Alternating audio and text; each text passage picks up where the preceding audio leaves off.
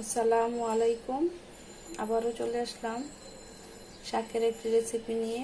তো আজকে আমি আপনাদেরকে গিমা শাক ভাজি করে দেখাবো। তো চলুন দেখি শাকটা কীভাবে ভাজি করতে হয়। তো প্রথমে আমি শাকগুলোকে ছোট ছোট করে বেছে নিব।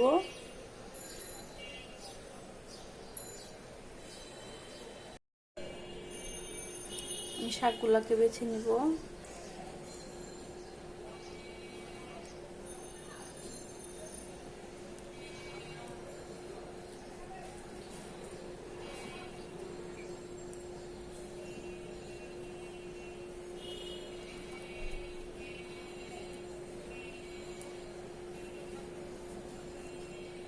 এভাবে করে আমি সবগুলো শাক বেছে নিচ্ছি। সবগুলা শাক আমি বেছে নিয়েছি। এখন আমি দেখিয়ে দিচ্ছি শাকটি কিভাবে রান্না করতে হয় আর কি কি উপকরণ লাগে শাক রান্না করতে। শাকটি ভাজি করার জন্য যে উপকরণ লাগবে আমি দেখিয়ে দিচ্ছি। এখানে নিয়েছি আমি বড় সাইজের 2টি পেঁয়াজ, 1টি আলু আর 4টি কাঁচামরিচ। এখন আমি শাকগুলা ভাজি করে দেখাচ্ছি।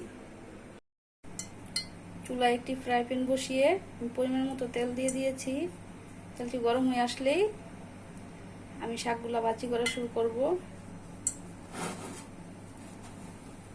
গরম হয়ে আসছে, আমি পেঁয়াজ কেটে দিয়ে দিব।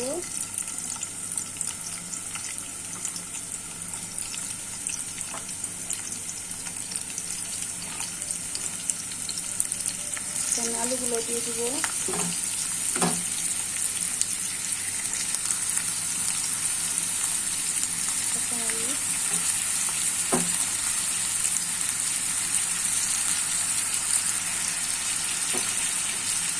সামান্য পরিমাণ লবণ দিয়ে দিব।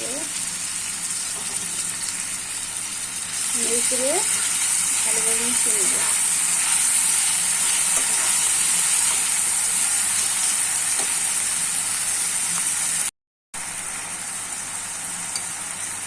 সামান্য পরিমাণ হলুদের গুঁড়ো দিয়ে দিব।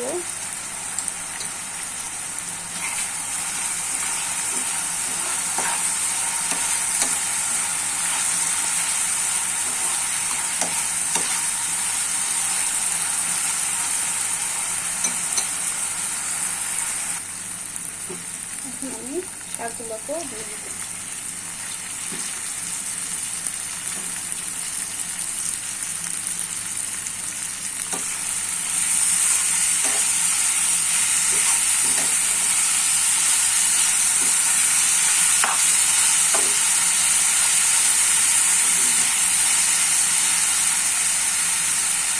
এই শাকটা আপনারা চাইলে চিংড়ি মাছ বা যে কোনো মাছ দিয়ে রান্না করে খেতে পারবেন, খেতে অনেক ভালো লাগে।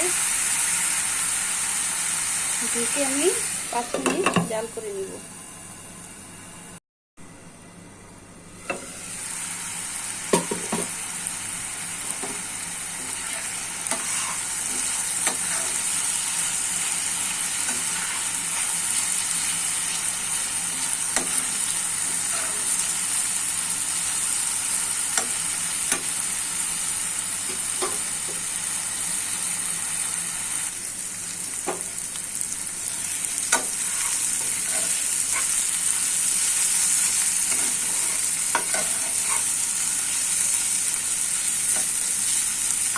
শাকটি প্রায় হয়ে আসছে, আর একটু ভাজা ভাজা হয়ে আসলে আমি নামিয়ে নিব।